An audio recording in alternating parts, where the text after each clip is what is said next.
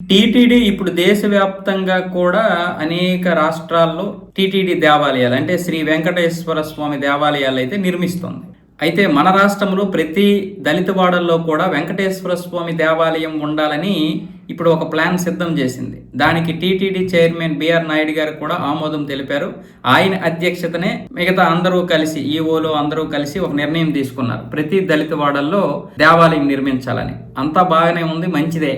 అయితే ఇక్కడ దళిత వాడల్లోని దేవాలయాలు నిర్మించడం కంటే కూడా అంటే మంచిది అది. ఎందుకంటే ఇప్పుడు చర్చిలు ఎక్కువైపోయి ఎక్కడ పడితే అక్కడ ఒక్కొక్క గ్రామంలో 4-5 చర్చిలు కూడా నిర్మించినటువంటి సందర్భాలు ఉన్నాయి. వీళ్ళు కూడా కులాలకు అతీతంగా అంతా ఒక్కటే అని చెప్తున్నారు, కానీ ఏ కులానికి ఆ కులమే చర్చిలు నిర్మిస్తున్నారు. కాబట్టి ఇప్పుడు వీళ్ళని అనచడానికో లేదా వీళ్ళకి కౌంటర్ ఇవ్వడానికో ఇప్పుడు మనం దళిత వాడల్లో కూడా దేవాలయాలు నిర్మించడం మంచిదే, కానీ ప్రతి దేవాలయంలో కూడా దళితుల్ని రాగలిగేటట్టు చేయగలగాలి. ఇప్పుడు తిరుపతి లాంటి దేవాలయము లేకపోతే సిటీల్లో ఉన్నటువంటి దేవాలయాలకి ఎస్సీలు ఎస్టీలు ఎవరు వచ్చినా అడ్డు చెప్పరు, వాళ్ళు మనకు తెలియదు కాబట్టి. కానీ విలేజుల్లో ఇప్పటికీ కూడా పల్లెటూరుల్లో గ్రామాల్లో ఎక్కడా కూడా దళితులు అంటే హిందూ దళితులు ఉంటారు కొద్దో గొప్ప, వాళ్ళు మనతో కలిసి పూజలు చేసుకునే పరిస్థితి లేదు ఇక్కడ. ఈరోజు నేను వాస్తవంగా మాట్లాడుతున్నాను.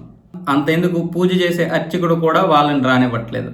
ఒకవేళ వచ్చినా దూరం పెడుతున్నాడు. 1000కి ఒకరో ఇద్దరో అలా అర్చకులు మంచిగా ఉంటున్నారు తప్ప మిగతా వాళ్ళందరూ కలిసి మామూలుగా మిగతా కులానికి చెందినటువంటి వారు లేదా మిగతా హిందువులు రానివ్వరు వాళ్ళతో కలిసి పూజలు చేసుకునేవట్లేదు. పోనీ వాళ్ళు పక్కన పెడితే ఈ అర్చకులే అన్ని విషయాలు చెప్పాలి, సర్ది చెప్పాల్సింది పోయి వీళ్ళు కూడా చెప్పడం లేదు. మన సనాతన ధర్మం సగం ఇలా నాశనం అయిపోవడానికి కారణం కూడా ఇది ఒక కారణమే. అయితే ఇప్పుడు ఒక కొత్తగా ఇంతకుముందే తెచ్చారు రూల్స్, అందరూ సమానమే, ఎవరికి ఎటువంటి వివక్ష చూపించకూడదని. ఇది చట్టాలతోటో న్యాయాలతోటి అవ్వదు. ఇది మనుషుల్లో రావాల్సిన మార్పు, ఇది మనలో రావాల్సినటువంటి మార్పు. మనము వాళ్ళతో కలిసి పూజలు చేసుకోవడాన్ని జీర్ణించుకోలేకపోతున్నాం. వాళ్ళు మన పక్కన కూర్చుంటే ఒప్పుకోలేకపోతున్నాం.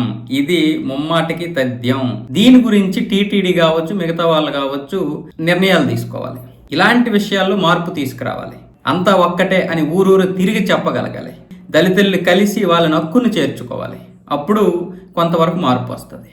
అలాగే హిందూ దేవాలయాల సొమ్ముని కూడా ప్రభుత్వాలు కబంధ హస్తాల నుండి విడిపించుకోవాలి. అలాగే ప్రభుత్వాలు కూడా హిందూ దేవాలయాలకు వచ్చినటువంటి సొమ్ముని క్రిస్టియన్స్కి ఇస్తాం, ముస్లిమ్స్కి ఇస్తాం అంటే ఎలాగా? అలాగే ప్రభుత్వాలకు వచ్చినటువంటి పన్నుల రూపంలో వచ్చినటువంటి సొమ్ముని హిందువులకి ఇవ్వకూడదు, క్రిస్టియన్స్కి ఇవ్వకూడదు, ముస్లింలకి ఇవ్వకూడదు. ఏ మతానికి కులానికి ఇవ్వకూడదు. అవి దేశం కోసం రాష్ట్రం కోసమే ఖర్చు పెట్టాలి.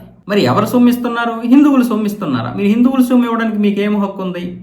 ఎందుకంటే చర్చి నుంచి ₹1 తెచ్చుకోలేరు, మసీదు నుంచి ₹1 తెచ్చుకోలేనప్పుడు మీరెందుకు అనవసరంగా హిందువులు కట్టే డబ్బుల్ని ఇష్టం వచ్చినట్లకు పంచుతారు? కొన్ని ప్రభుత్వ పథకాల కింద కూడా వాడేస్తున్నారు. కాబట్టి ఇవన్నీ మారాలి.